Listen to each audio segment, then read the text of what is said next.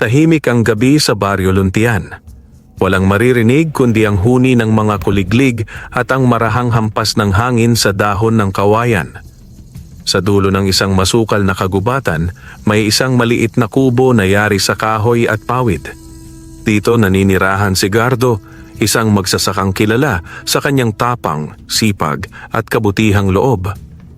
33 taong gulang si Gardo, matipuno ang katawan, kayumanggi ang balat at may matang mapanuri. Ulila na siya sa mga magulang at lumaki sa piling ng kanyang lolo't lola na pumanaw na rin ilang taon na ang nakalilipas.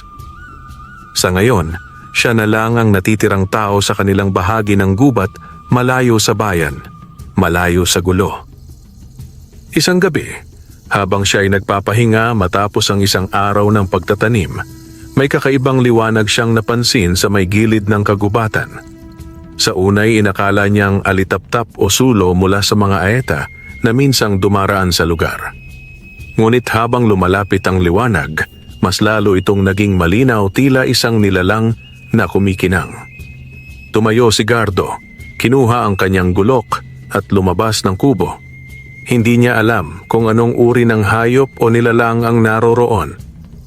Maingat siyang naglakad patungo sa liwanag. Magandang gabi. Isang mahinhing tinig ang narinig niya. Mula sa dilim ay lumitaw ang isang nilalang na hindi niya inaasahang makikita, isang napakagandang babae. Nakasuot ng puting damit na yari sa tila usok, may mahabang buhok na kulay pilak at mga matang asul na kumikislap na parang bituin. Ngunit higit sa lahat, kitang-kita ni Gardo ang kanyang tiyan malaki, bilugan, halatang buntis. Sino ka? Tanong ni Gardo habang hindi pa rin ibinababa ang gulok. Huwag kang matakot, anya. Ang tinig nito'y parang hangin sa tag-init. Ako'y si Dayang, isang engkanto mula sa kaharian sa ilalim ng lawa ng banwanan. Ako'y nangangailangan ng tulong. Engkanto? Muling tanong ni Gardo. Napalunok siya. Bakit ka nandito? At bakit buntis kang nag-iisa sa gubat? Napatingin sa paligid si Dayang, tila tinutunton kung may sumusunod sa kanya. Pinagbabawal sa aming lahi ang pakikipag-ugnayan sa tao. Ngunit ako'y nagmahal at nagdalang tao. Ngayon ako'y tinutugis ng aking mga kababayan, mga tagapagbantay ng aming lahi. Sila'y nais akong pabalikin, pilitin akong isuko ang aking anak, ngunit hindi ko iyon papayagan. Tahimik si Gardo. Bagaman hindi siya madaling maniwala sa mga kwento ng matanda, may kakaiba sa nilalang na ito, hindi lang ang kanyang kagandahan, kundi ang aura niyang tila hindi makamundo. Kaya ka ba nagliwanag upang hanapin ang daan? Tanong ni Gardo. Hindi, para makita mo ako, sagot ni Dayang. At para humingi ng tulong sa iyo. Ako'y manganganak sa loob ng 3 gabi. Kailangan kong manatili sa ligtas na lugar. Maaari ba akong manatili rito? Nag-aalangan si Gardo. Hindi siya sanay na may kasama, lalo pat isang engkanto na buntis. Kung mananatili ka rito, baka madamay ako sa gulo ng inyong mundo. Alam ko, ani Dayang. Ngunit may nakita akong kabutihan sa iyo, Gardo. Hindi ko basta pinili ang lugar na ito. Pinili ko ikaw. Dahil sa bigat ng mga sinabi ng babae at sa hindi maipaliwanag na damdaming unti-unting umuusbong sa kanyang dibdib, tumango si Gardo. Maaari kang manatili sa ilalim ng isang kondisyon. Ano iyon? Ipaglalaban mo rin ang sarili mo. Hindi kita kayang ipagtanggol kung hindi ka lalaban. Tumingin si Dayang sa kanya. Sa unang pagkakataon, napangiti siya. Ako'y ipinanganak upang magtago, ngunit para sa aking anak, lalaban ako. At sa gabing iyon, isang bagong kabanata ang nagbukas sa buhay ni Gardo, isang kwentong puno ng kababalaghan, panganib at isang pag-ibig na hindi inaasahan. Makalipas ang gabing iyon, nagsimula ang mga pagbabago sa buhay ni Gardo. Kinabukasan, maaga siyang nagising gaya ng nakagawian. Ngunit sa halip na agad magtungo sa bukid, Tinungo muna niya ang likod ng kanyang kubo kung saan pansamantalang nagpahinga si Dayang sa ilalim ng malaking punong balete. Sa kabila ng pagiging engkanto, mukhang pagod na pagod ito. Halatang mabigat ang dinadala, hindi lamang ang sanggol sa sinapupunan, kundi pati na rin ang takot sa mga nilalang na maaaring sumusunod sa kanya. "Magandang umaga," bati ni Gardo habang may dalang mainit na salabat at kamote. Nagulat si Dayang ngunit agad ding ngumiti. "Salamat, Gardo. Hindi ko akalaing ang isang tulad mo. Isang tao ay marunong magpakita ng malasakit sa isang tulad ko. Basta't alam kong hindi ka masama, tutulungan kita. Pero kailangan nating mag-ingat. Baka may mga mata nang nakamasid sa atin," wika ni Gardo habang tumingin sa kagubatan. Tahimik silang kumain. Ang paligid ay tila mas tahimik kaysa dati, walang huni ng ibon. Wala ni isang kaluskos ng hayop. Isa itong senyales para kay Gardo. May mali. Samantala, sa di kalayuang bahagi ng kagubatan, isang pangkat ng 3 nilalang ang tahimik na nagmamasid mula sa likod ng mga punong kahoy. Mga tagapagbantay ng kaharian ni Dayang, mahahaba ang mga buhok, mapuputla ang balat, at mapupungay ang mga matang kulay abo. Hindi sila mga ordinaryong engkanto.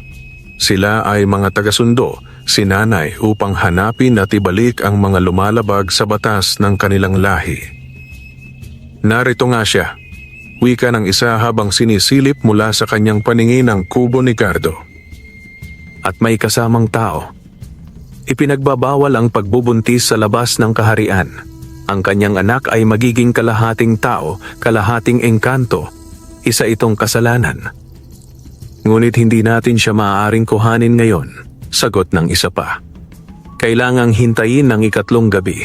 Sa araw na iyon, lubos na hihina ang kanyang kapangyarihan. Doon natin siya kukunin, kasama ang kanyang anak."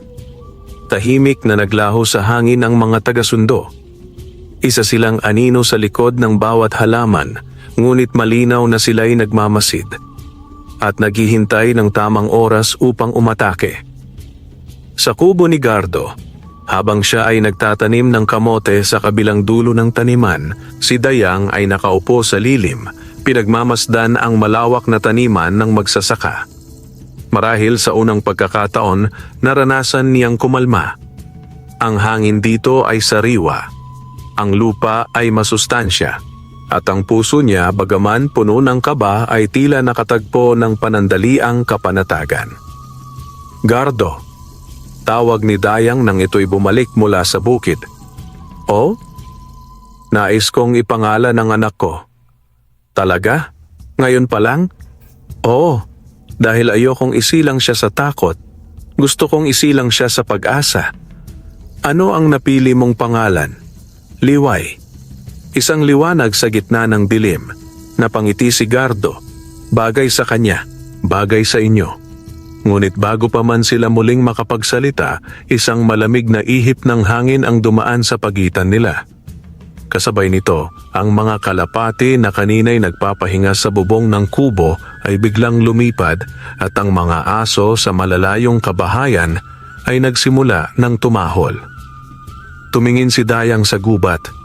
"Nararamdaman ko sila. Naririto na sila. Hindi pa man ako nanganak, binabantayan na nila ang bawat galaw ko. Kaya kailangan nating paghandaan ang pagbabalik nila," ani Gardo.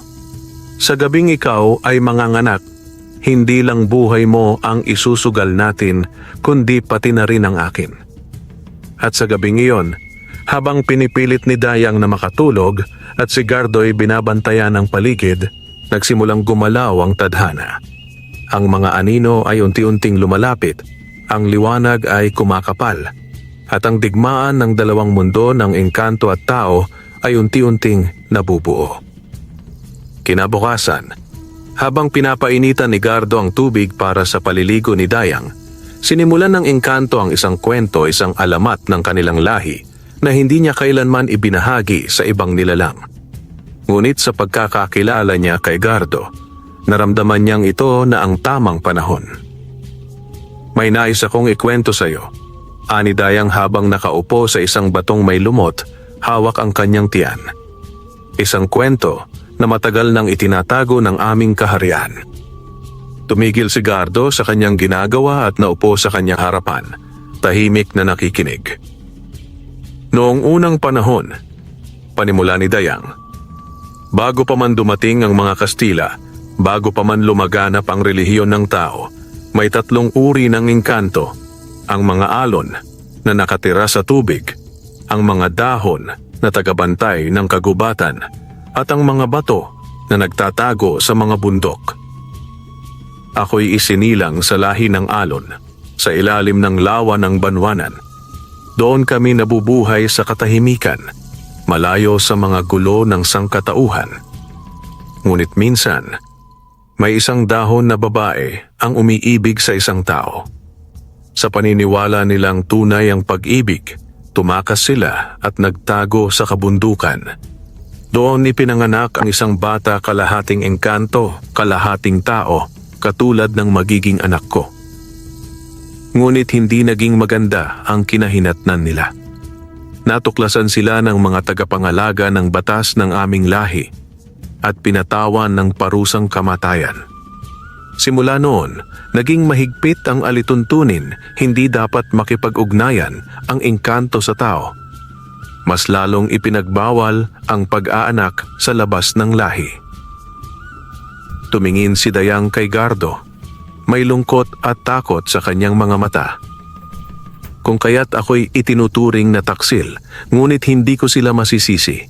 Ang anak naming si Liway ay maaaring ituring nilang panganib sapagkat ang dugo niya ay may kakayahang lampasan ang kapangyarihan ng mga lahi ng engkanto.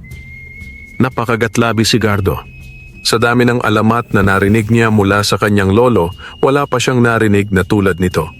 Ngunit sa harap niya ngayon ay hindi kwento lamang kundi isang buhay na katotohanan. Kung ganoon, mas kailangan nating mag-ingat, ani Gardo. Ngunit may tanong ako, Dayang, sino ang ama ng bata? Napayuko si Dayang. Isang taong may pusong dalisay, ngunit hindi kagaya mo. Siya'y isang mga awit mula sa kabilang bayan. Nakilala ko siya sa gilid ng lawa.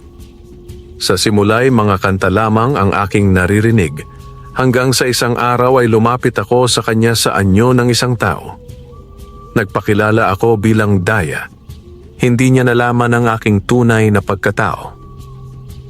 Minahal ko siya. Ngunit isang gabi, bigla na lamang siyang nawala.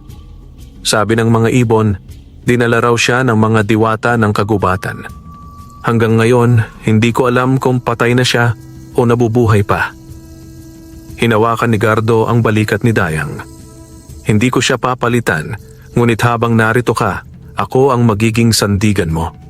Hindi kita pababayaan. Napatingin si Dayang sa kanya. Waray may luha sa kanyang mga mata, ngunit pinilit niyang ngumiti. Kinagabihan, habang sila'y naghahapunan sa ilalim ng buwan, biglang kumulog ng malakas kahit walang ulan. Napatingin silang pareho sa langit. May dumaan na itim na anino, isang malaking ibon gaya ng uwak, ngunit may mga matang pula at buntot na tila usok. Isang bantay langit, bulong ni Dayang. Iyon ang mga tagapagsiyasat ng mga tagasundo. Ibig sabihin, malapit na sila. Tumayo si Gardo at kinuha ang kanyang sibat. Gaano pa tayo kalayo sa panganib? 2 gabi na lamang. Sa 3 gabi, manganganak na ako. Nagkatinginan sila. Tahimik ang paligid, ngunit ang kanilang mga puso'y kumakaba. Hindi na lamang ito simpleng pagtatago. Isa na itong laban para sa buhay at para sa hinaharap ng isang batang hindi pa man isinisilang ay itinuturing ng pagbabanta ng isang makapangyarihang lahi. Lumipas ang isa pang araw na may tahimik na paligid ngunit bigat sa dibdib ni Gardo. Habang si Dayang ay nagpapahinga sa lilim ng punong balete, si Gardo naman ay abala sa paghahanda. Hindi na siya nagtungo sa kanyang taniman. Alam niyang sa mga susunod na araw, hindi pagkain ang magiging mahalaga, kundi buhay ni Dayang, ng kanyang magiging anak at ng kanyang sarili. Pinuntahan niya ang lumang silong ng kanyang kubo. Doon niya inilabas ang mga bagay na hindi na niya binubuksan mula pa noong mamatay ang kanyang lolo, isang baul na may laman ng mga sinaunang gamit ng kanilang ninuno. Lumang sibat na may ukit ng sinaunang baybayin, agimat na pinamana sa kanya ng kanyang lolo, at isang anting-anting na may palaspas na pinatuyo na tila galing pa sa panahon ng mga Kastila. Hindi na ako naniniwala sa mga tunuon, bulong ni Gardo. Pero ngayon, kailangan ko na ang lahat ng tulong. Sa labas ng kubo, napansin ni Dayang ang kakaibang galaw ng paligid. Ang mga alon ng hangin ay tila may dalang bulong. Sa kanyang pandinig bilang engkanto, may naririnig siyang mga pangalan na inuusal ng hangin, mga sinaunang wika ng kaharian sa ilalim ng lawa. Liway, usal ng hangin. Liway, panganib, sumuko. Pinikit ni Dayang ang kanyang mga mata. Ipinatong niya ang kamay sa kanyang tiyan at para bang may tugon mula sa kanyang anak. Isang munting sipa, isang maliit na paggalaw. Hindi kita isusuko, bulong niya, kahit buhay ko pa ang kapalit. Kinagabihan, habang si Gardo ay naglalagay ng mga bitag at patibong sa paligid ng kanyang kubo, bigla siyang may narinig isang impit na iyak mula sa kagubatan. Tunog ng isang batang lalaki, ngunit alam niyang imposibleng may batang gumagala sa ganitong oras. Lumakad siya papalapit, sibat sa isang kamay at ilawan sa kabila. "May tao ba riyan?" sigaw niya. Kuya, tulungan mo ako," sigaw ng tinig.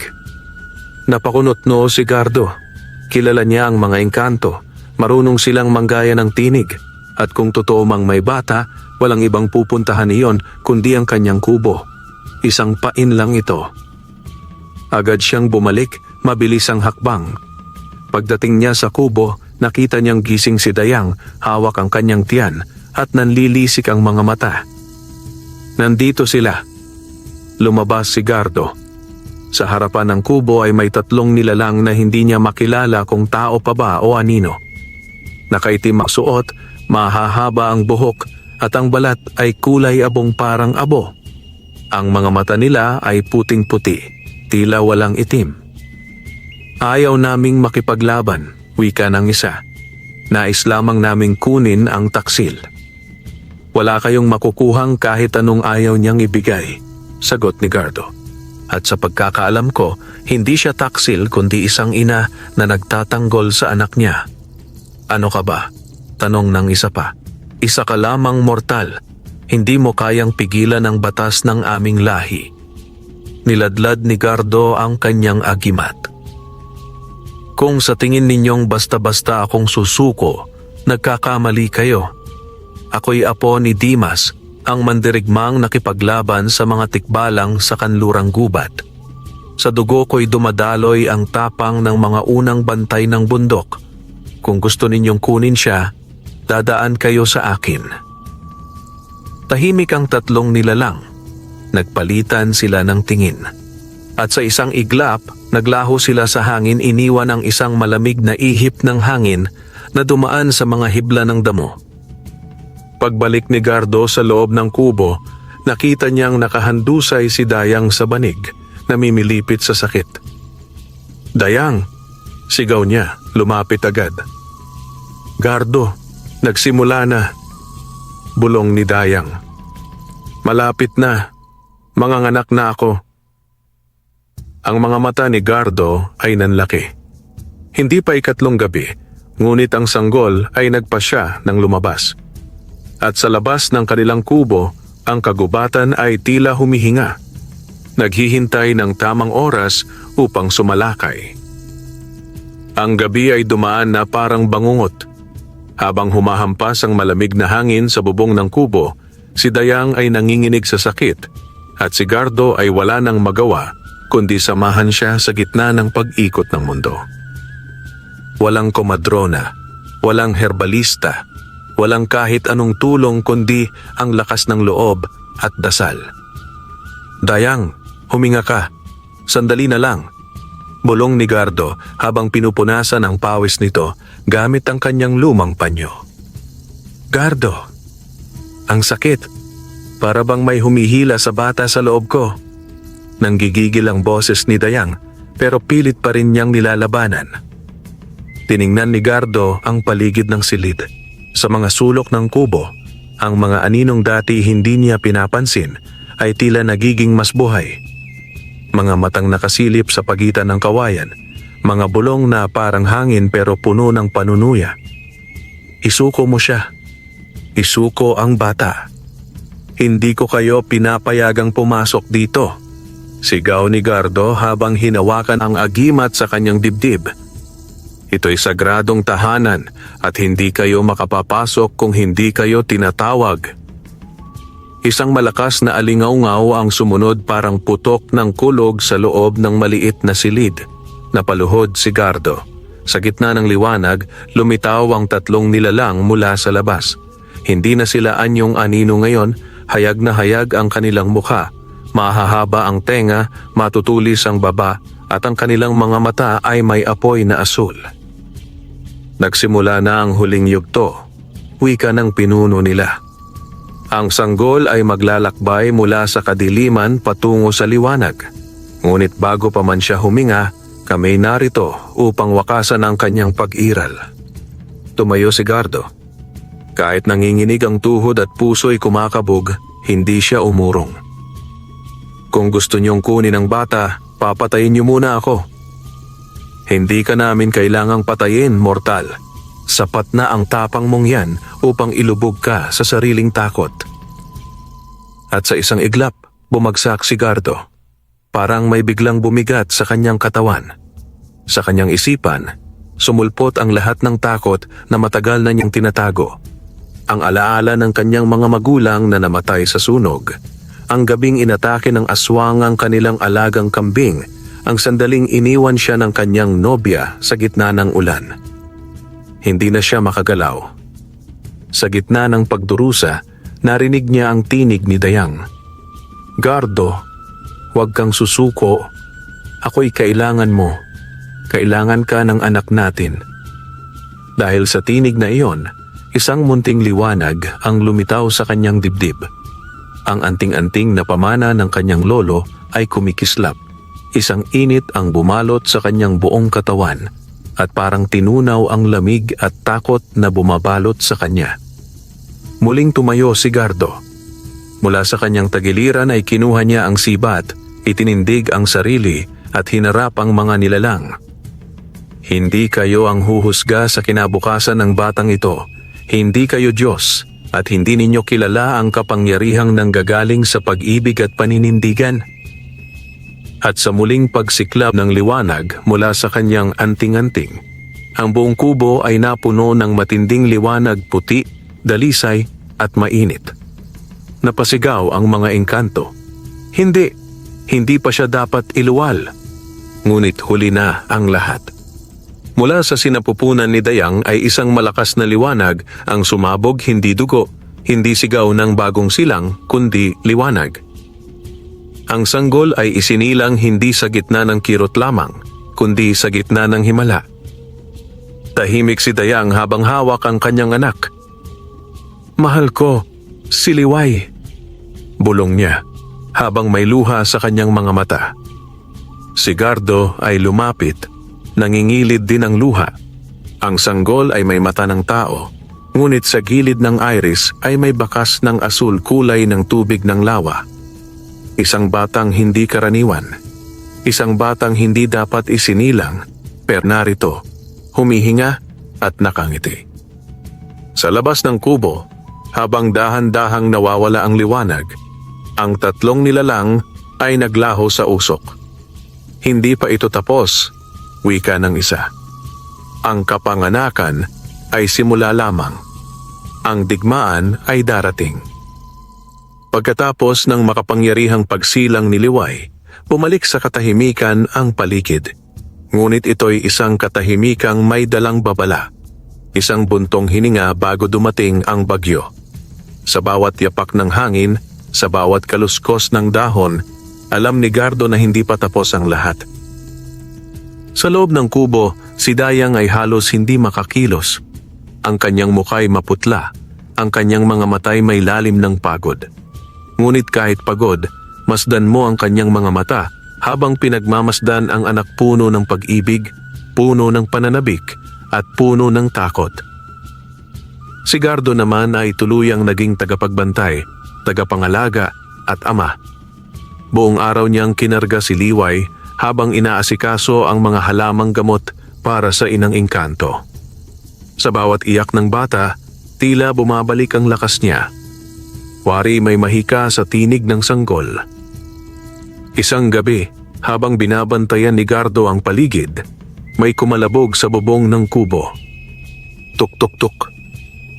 Mabilis niyang kinuha ang sibat at lumabas. Doon niya nakita ang isang nilalang na hindi engkanto kundi isang tikbalang. Mataas, may katawan ng tao at ulo ng kabayo. May taling buhol sa buhok nito, tanda ng kanyang ranggo. Hindi kami kalaban, wika ng tikbalang. Nagkibit balikat si Gardo. Hindi rin kayo bisita. Hindi rin kami dayuhan, dagdag ng tikbalang. Ang kapanganakan ng batang iyan ay naramdaman sa buong kalikasan. Hindi lamang ang mga engkanto ng lawa ang gumagalaw. Kami sa kabundukan ay nagbabantay rin. Bakit kayo nandito? Tanong ni Gardo, hindi inaalis ang kamay sa sibat. Upang magbigay ng babala, sagot ng tikbalang. Ang sambayanang itim, isang tagong lipi ng mga dating engkanto na itinakwil at pinatalsik sa ilalim ng lupa, ay nagsimulang gumalaw. Sa kanila, si Liway ay isang banta sa balanse ng lahat ng daigdig. Kung lumaki siyang buo, maghahari siya sa pagitan ng mortal at di-mortal, at iyon ang kinatatakutan nila. Hindi niya gustong maghari, sagot ni Gardo. Hindi niya gustong makipagdigma. Totoo. Ngunit hindi iyon ang usapan ng mga makapangyarihan.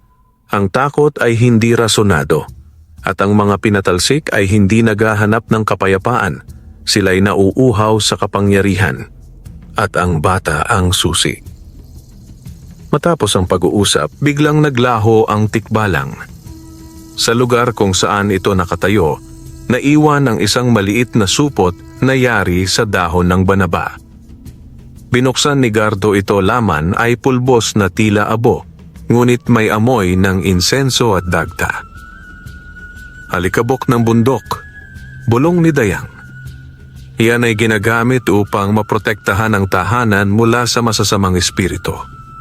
Isaboy mo iyan sa 4 na sulok ng kubo.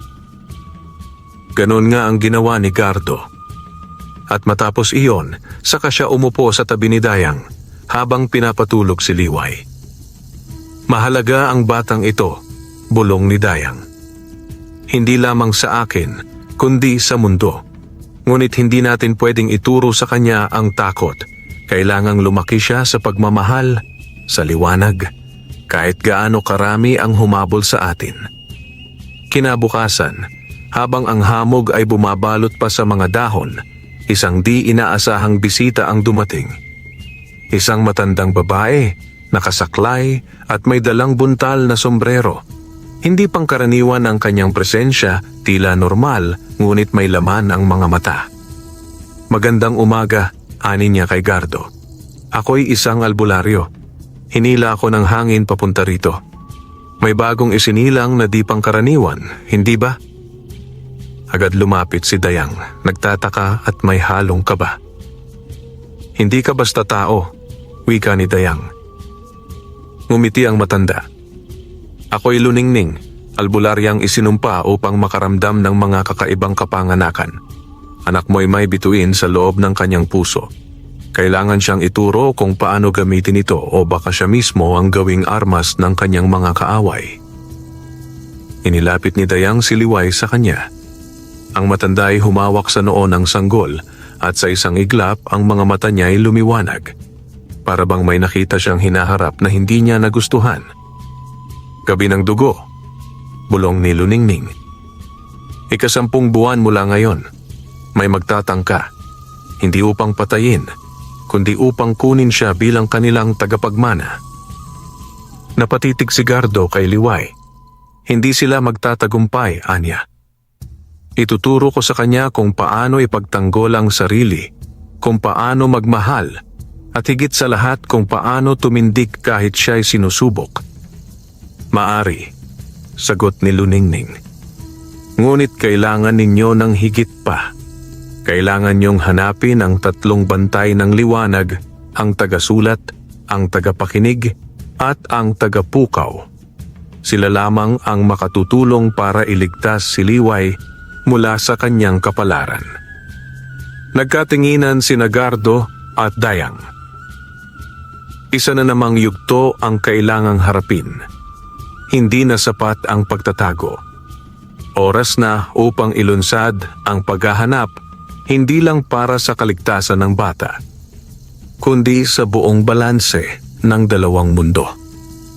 Bago pa sumikat ang araw sa sumunod na araw, nagsimula na ang paglalakbay ni Gardo, Dayang at Liway.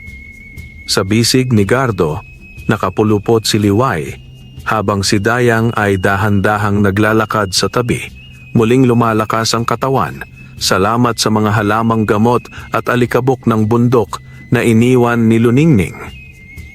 Hindi ito basta lakad, ito'y paglalakad patungo sa isang layunin na puno ng panganib.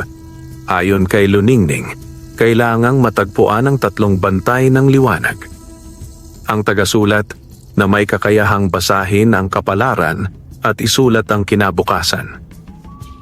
Ang tagapakinig na nakaririnig ng lihim ng lahat ng nilalang, buhay man o patay. Ang tagapukaw, isang nilalang na kayang gumising sa diwa ng mga natutulog na kaluluwa. 3 silang mahalagang susi upang maprotektahan si Liway mula sa mga nilalang ng sambayanang itim. Unang destinasyon, ang burol ng Malatiknik, lugar kung saan sinasabing naninirahan ang tagasulat. Umabot ng 2 araw ang kanilang paglalakad, palusong sa gubat, patawid sa ilog, paakyat sa batong masinsin. Sa tuktok ng burol, nakita nila ang isang munting silid na yari sa mga punot ugat ng punong kahoy. Doon sa loob, may isang lalaki na tila may edad ngunit hindi matanda. Nakaupo ito sa isang mesa, hawak ang sulat tubig, isang pluma na gawa sa tubig ng ulan at dahon ng baging. Nang makita sila ng lalaki, hindi siya nagulat. Para bang alam na niyang darating sila. Ang engkantada, ang mortal, at ang sanggol na may bituin. Wika niya. Ako si Baylan, tagasulat ng mga kaluluwa at kinabukasan. Agad lumapit si Dayang. Nais naming malaman kung paano namin mapoprotektahan si Liway. Tumingin si Baylan sa bata. Ilang saglit siyang tahimik bago sumagot. Hindi siya dapat isilang sa panahong ito. Siya ay isinulat noon pa, ngunit hindi pa dapat dumarating. Ang kanyang pagdating ay nagpabago sa takbo ng oras, kaya kayo ngayon ay nasa delikadong daan. Ano ang maaari naming gawin? Tanong ni Gardo. May 2 landas. Itago siya hanggang sa panahon ng kanyang tunay na pagsilang. O ihanda siya ngayon upang labanan ang tadhana. Nagkatinginan sina Gardo at Dayang. Parehong alam ang sagot. Ihahanda namin siya, sagot ni Dayang, sa tulong mo ng tagapakinig at ng tagapukaw. Ngumiti si Baylan. Kumuha siya ng piraso ng dahon at isinulat sa hangin ang pangalan ni Liway. Pagkatapos, tinapik ang ulo ng bata. Sa isang iglap, nagliwanag ang mga mata ni Liway. Isang maliit ngunit malinaw na tinig ang lumabas sa kanyang bibig, kahit siya ay sanggol pa lamang. Hindi ako natatakot. 3 araw. Dumaan sila sa isang maputik na daan, patungo sa isang lugar na tinatawag na Yunggib ng paghihimig. Dito umano matatagpuan ang tagapakinig, isang nilalang na may tainga ng daan-daang espiritu, na nakaririnig ng mga lihim ng hangin, ng bato, at ng mga patay. Sa loob ng madilim na Yunggib, naroon ang isang babaeng may tila salamin na balat. Ang kanyang mga mata ay pumikit habang binubulong ang bawat galaw ng mga dahon sa labas. Kilalang tunog ng kapanganakan, anya, kahit hindi pa sinasabi ang dahilan ng pagbisita. Ang batang iyan ay humihimig sa akin mula pa bago siya isilang. Ako po si Gardo. Ito si Dayang at si Liway. Kailangan namin ng tulong ninyo. Tumingin ang tagapakinig sa bata. Inilapit ang tainga niya sa dibdib ni Liway. Nakangiti niyang winika. Isang himig ng dalawang mundo. May tugtog ng ilog at ng hangin, ng liwanag at anino. Ngunit may basag. Basag? Tanong ni Dayang na may kaba sa boses. May bitak sa kanyang kapalaran.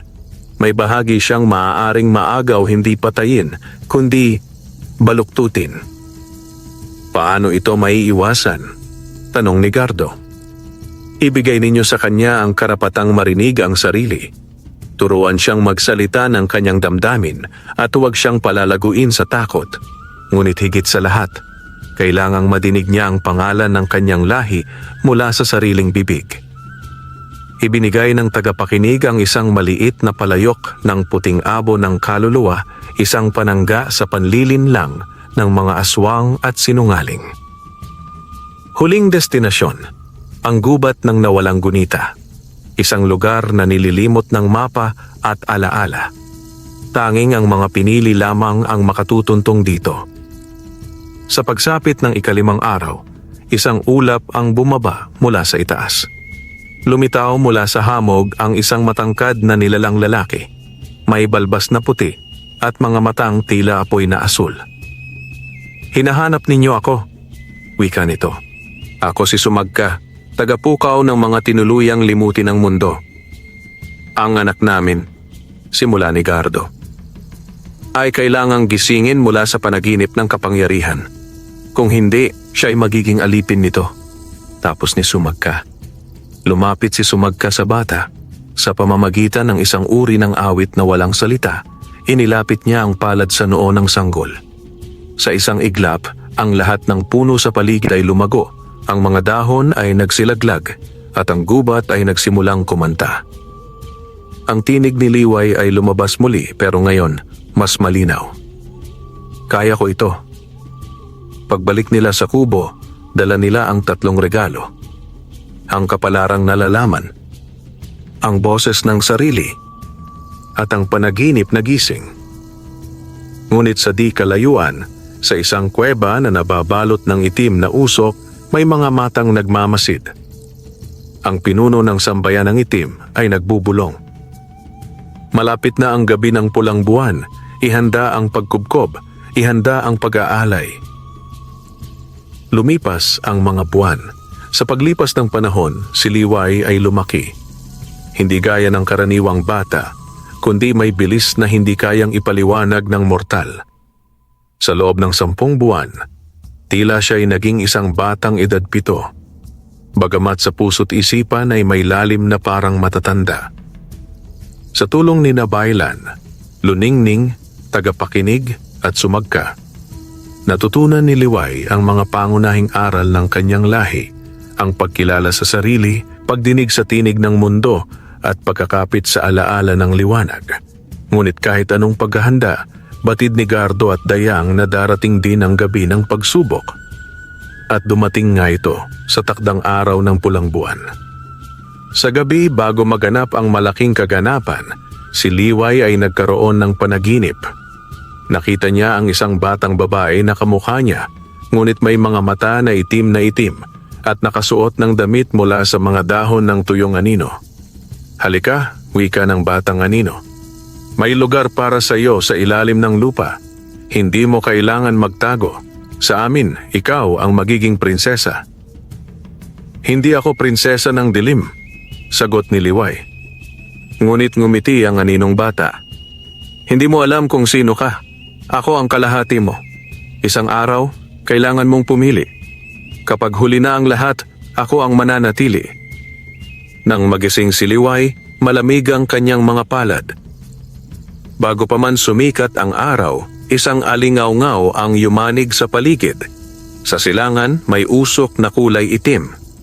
Sa kalangitan, dahan-dahang sumisilip ang buwan. Hindi kulay pilak kundi pula, tila dugo ng panahon. Sa paligid ng kubo, lumitaw ang mga nilalang ng sambayanang itim. Mga aswang na lumilipad na may mga nguso ng baboy at mata ng uwak. Mga mangkukulam na may balanggay ng apoy sa kanilang mga kamay. At sa likuran nila, ang pinuno, si Datu Altaras, isang dating engkanto ng liwanag na tinabunan ng inggit at kapangyarihan. Ilabas ang bata, sigaw niya. Karapatan naming siya. Bunga siya ng dugong ipinagkait sa amin. Humakbang si Gardo sa harap ng kubo, tanga ng sibat na may balot ng abo ng kaluluwa. Nasa likuran niya si Dayang, nakasuot ng balabal na hinabi ni Luningning mula sa hibla ng buwan. Hindi sila umatras. Hindi sila lumuhod. Nagsimula ang paglusob. Tumalon si Gardo at gamit ang mga teknik ng mga diwata at mga mandirigmang mortal, pinrotektahan niya ang harapan ng kubo. Ang sibat niya ay naglalagablab ng liwanag. Isang hampas, 2 aswang ang tumilapon. Lumipad si Dayang, mga palad ay may apoy ng engkanto. Sa bawat dasal niya, may kidlat na bumababa. Ngunit masyadong marami ang kalaban, unti-unting napapalibutan sila. "Liway!" sigaw ni Gardo. "Tumakbo ka!" Ngunit hindi tumakbo ang bata. Sa gitna ng kaguluhan, lumabas si Liway mula sa kubo. Hawak-hawak niya ang isang sanga ng punong may ugat ng 3 nilalang, ang tagasulat, tagapakinig at tagapukaw. Nang itaas niya ito, huminto ang hangin. Huminto ang mga kalaban. Tumingin sila sa kanya na para bang kinikilala ang kanyang katauhan. "Hindi ako prinsesa ng dilim," anya. "Hindi ako mananatiling tahimik. Ako ang anak ng liwanag at ng lakas." Sa kanyang tinig, lumabas ang isang bugso ng enerhiya, isang pagsabog ng liwanag na tila galing sa kalikasan mismo. Naglaho ang usok. Ang mga nilalang ng sambayanang itim ay nataboy pabalik sa kanilang mundo. Ang daan pabalik ay isinara ng apoy na asul. Si Datu Altaras ay bumagsak, at bago siya malusaw sa liwanag, bumulong siya. Hindi ito ang katapusan. Ang dilim ay laging may tinig. Ngunit ang gabi ay tapos na. Ang buwan ay unti-unting bumalik sa dating kulay. Sa pagsikat ng araw, ang gubat ay muling naging payapa, maraming nasira, ngunit ang puso ng liwanag ay nanatili at lumakas pa. Lumapit si Gardo kay Liway, niyakap siya. "Hindi ka na bata, anya. Ngunit anak pa rin kita." Lumapit si Dayang at hinaplos ang buhok ng anak. "Ang lahi mo ay magkahalo. Ngunit ikaw ang pipili kung sino ka araw-araw." Ngumiti si Liway. "Pipiliin ko ang tama.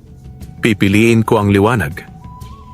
Pagkalipas ng ilang taon, sa gitna ng kagubatan, sa isang lihim na kubo, may batang nagsusulat ng mga salita sa hangin, nakikinig sa boses ng kalikasan, at tinatawag ang mga alaala ng mga nawala. Si Liway, hindi na lamang anak ng engkanto at tao, kundi bantay ng bagong panahon. At sa bawat kwento ng kabutihan at kadiliman, maririnig ang kanyang pangalan. Wakas.